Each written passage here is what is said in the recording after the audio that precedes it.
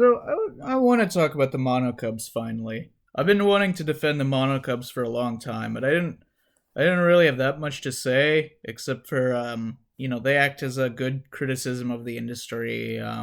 They've got some interesting franchisey kind of meta commentary things going on, and I love their shit post energy and humor. They do a great job of pulling you out of the diegetic plot and making it really feel like, wow, nobody gives a fuck. Like in DR1, Monokuma was pretty involved with the killing game. He would joke around sometimes and like be silly, but he was pretty attached and attentive to how things played out. But in V3, they've reached this point where they don't even slightly care about the kids and what they're doing. Monokuma and the Cubs are just fucking around doing comedy routines, and they could not have less shits to give about the actual killing game and what's happening.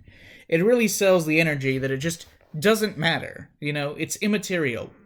It's completely replaceable. It's popcorn entertainment. You don't have to pay that much attention to or take much care towards the quality of, etc. Now, this exact energy is precisely why a lot of people don't like the Cubs, because they are so openly disinterested in the plot of the killing game and so clearly intended to take you out of the what's happening. People are like, oh, they don't add anything, oh, they distract you from the real plot. But the real plot isn't even the real plot. The plot is fake. They're in a bad TV show.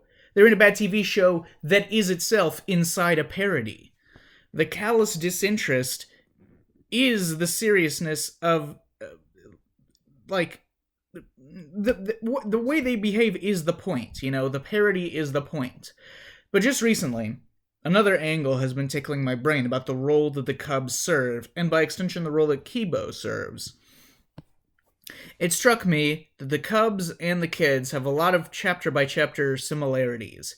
Kaede was in a situation where she was they were planning to try to capture the mastermind, take pictures, reveal their identity, whatever, but she was afraid of the situation and had this idea of murder planted in her head and resorted to using murder to try to solve the problem, trying to save the group, etc. But, personally, cracking under her own insecurities and anxiety. Monodam resorts to using murder to solve his bullying problem and claims "I did it for us" to his siblings immediately afterwards. There's this aspect of the Cubs that, they're incredibly small, naive children with very little guidance from their father. That they're extremely impressionable, and they often try to emulate their father and basically everything else that they see. Monodam sees Kaede and the rest of the humans committing a murder, and then he has this idea of murder put into his head, using murder to solve his problems. The Cubs witness Shinguji talking about engaging in sibling incest, and then right away in the next chapter, they start doing incest too. Monodam takes authoritarian control over the school, in the same chapter that Angie does with her, student council, whatever. In this way, we can kind of use the Cubs as an alternate lens to view some of these situations. I've mentioned the themes of leadership in V3, each character that tries to lead the others in different leadership philosophies, including Kaede, Kaito, Oma, Angie, and Saihara. But, Monodam and Monokuma are also leaders, and we can see Monodam's leadership flounder and his siblings reject him in Chapter 3 and return to Monokuma for guidance.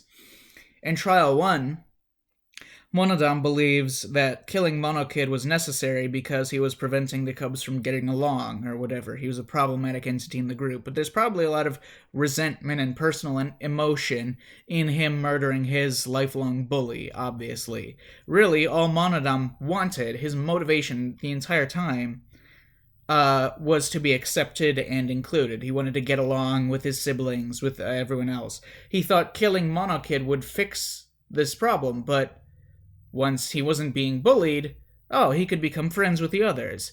But it didn't work out. That wasn't really the problem. Or maybe it was, but it's just not the right solution. Anyways, then he felt Monosuke was a problem for the group dynamic, but now he has this less resistance to the concept of murder, and he just uses it as a tool to get rid of Monosuke, who he previously said that he wanted to try to get along with, etc.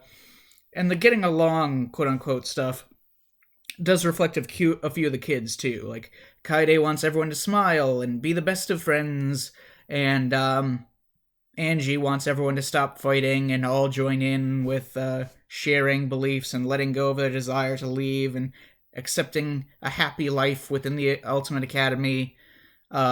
Oma in Chapter 2 is very adamant about his theory that they should not try to get along. He, talks about this multiple times. He's like, the more we cooperate, the more we are made to suffer for it. So that's obviously a big thing that he's proposing. The desire Monodam has to be accepted and become friends with his siblings, eventually resulting in his suicide when he couldn't make that happen, also speaks to characters like Kaede, Kiibo, and Shinguji in his chapter. Kaede started out being loved by everyone, but then quickly lost the support of more and more people over the course of Chapter 1, and desperately wanted to be back in everyone's good graces and leading everyone, etc. She has social anxiety, and she wants to be loved by her peers, and a huge part of her character is being concerned about whatever the others might think of her. But Kaede was executed and Monodam wasn't. Even though Kaede dying and not taking the first blood perk that she could have is objectively worse, because it means that one more person died for no tangible benefit, whereas if Kaede had survived, at least as far as they're aware, she could theoretically leave and go call for help or something.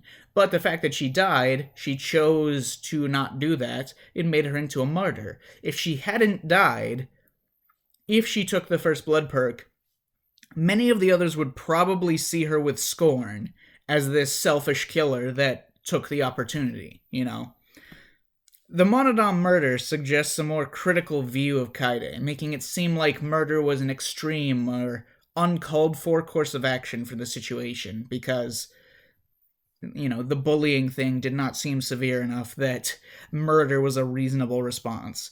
Or that, Kaide's personal motives were more substantial than her desire to save the group, etc. Well, then you've got, Chapter 4, where Monotaro and Monofani hook up, have their thing, and they both die in the execution by Monokuma. This is clearly probably a reflection of Oma's toxic relationships and his toxicity. This chapter is the one that really shifts the perception of Oma in the story in a big way. It highlights his toxicity, it clarifies him as a problem, etc., even being called out after the trial by Saihara. And, regardless of what Oma's motives were not in the long term, all these statements still stand, that he is absolutely a toxic individual. So the two victims of the chapter, Miyu and Gonta, are the characters who were the closest to Oma throughout the game, and who he had the long, abusive relationships with. He abused Miyu's low self-esteem and made her do what he wanted for his benefit, and he abused Gonta's naivete and tricked him and bullied him relentlessly, etc. And in the trial, it's very clear that he's just abusive. He is socially abusive to them. He used abuse tactics to create the entire scenario of Trial 4, everything that happened.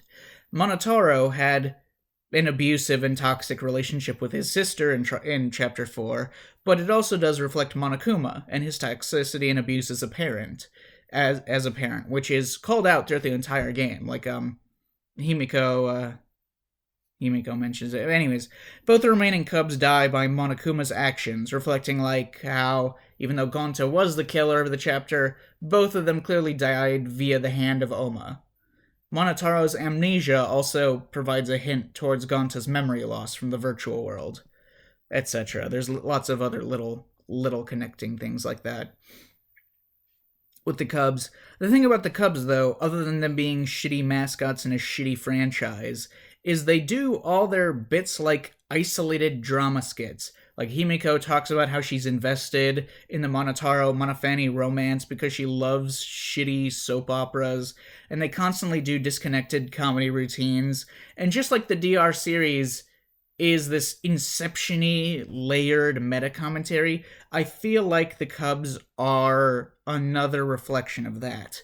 Like, if DR1 is a parody of high school visual novels, and DR2 is a parody twist on DR1, and V3 is a bad TV show within a universe that is itself a parody of the DR franchise, which is already a parody franchise. Then it opens up more of a forwards and backwards look at these kinds of layers of meta and like manipulation of fiction upon fiction upon fiction, etc. Like if we're inside a parody, we can look at the outside. We can look at the outside world. We can see the original that the parody we are in was made from, the tissue of, or is mocking or something. But we can also look forwards to the future and see the parody of the parody we're sitting in. You know, like for any piece of media ever, we can see where it came from, where it's got its inspiration from, how it became what it is, but we can also see like how it could become redundant. We can see the oversimplification of whatever we're looking at to be lazily copied. Like if anything successful, you know, is going to be just lazily copied in the most surface level elements, and just it'll be a reflection of what you're looking at, but it will also be dog shit, you know. In V3, recall that we're not actually seeing exactly what the TV show is in this universe that they're showing. The TV show that Tsumugi is working on, or whatever, is shown through Kiibo's eyes. The audience sees what Kiibo sees. That's what goes to them. And in Trial 6, we clearly see that the audience, for instance, doesn't really care about Saihara, or consider him the main character. There's lots of, like, the audience comments that you can read in the background. They don't like Saihara or give a shit about him because they aren't following him as the hero, as the character. They're not following his journey.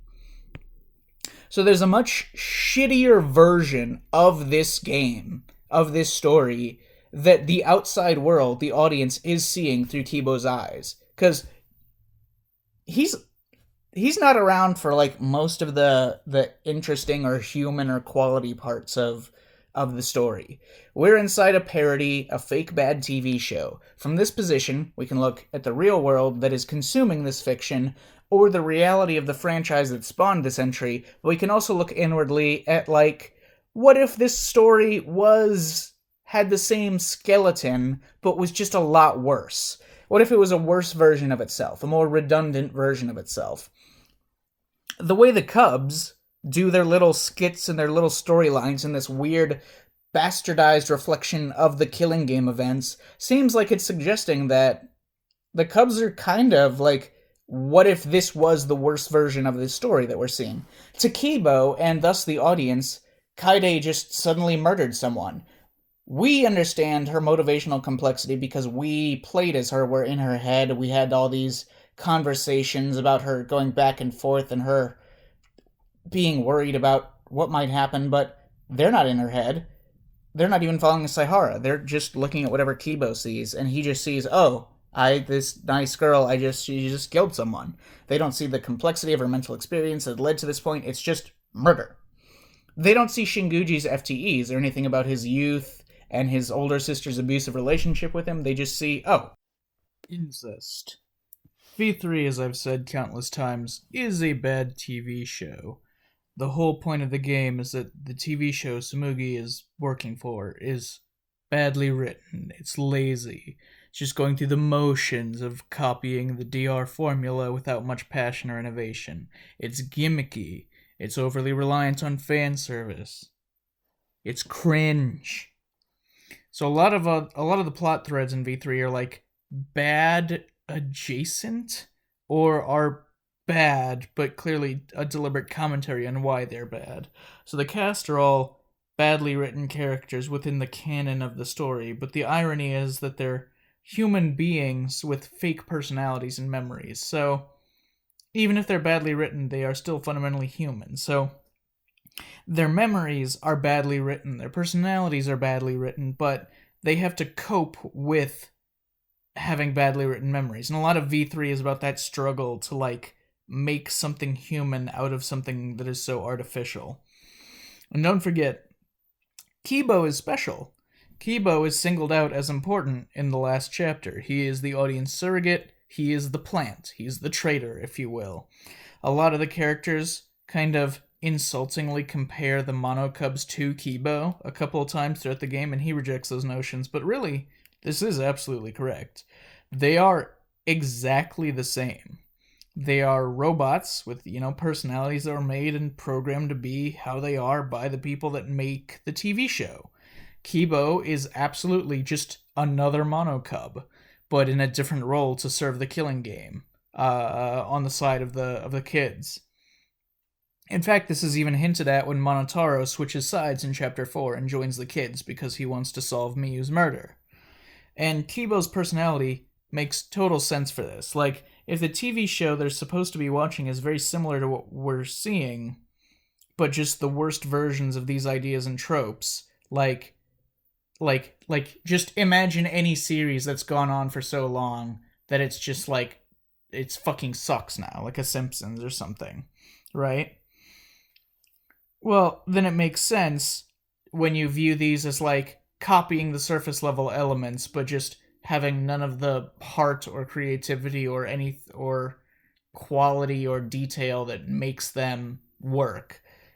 So, because Kiibo isn't human, Kiibo talks a lot about how much he struggles to understand human feelings, human concepts. He can't understand why a human would murder another human, why a human would want to, when Tenko has her parasol thing, Kiibo doesn't understand. He describes everything he sees as illogical or inconceivable or stuff, and he just doesn't get it. He has a really hard time getting it. He doesn't get the nuances. He just sees the surface level bullet points of a human story, and by extension, that's what the audience sees because he is the audience.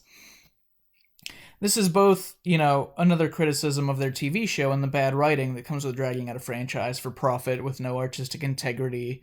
And it has that past and future kind of vibe, like I said, where we see the outer world and what they are missing out on by being trapped in this mediocre TV show, and only, and like we see stuff that Kiibo doesn't see, obviously, but we can also see the even more redundant, worse version of it through the Monokub's portrayal of these events and imagining how this must look in the eyes of Kiibo, someone who doesn't see the complexity of anything. Who doesn't get the human element.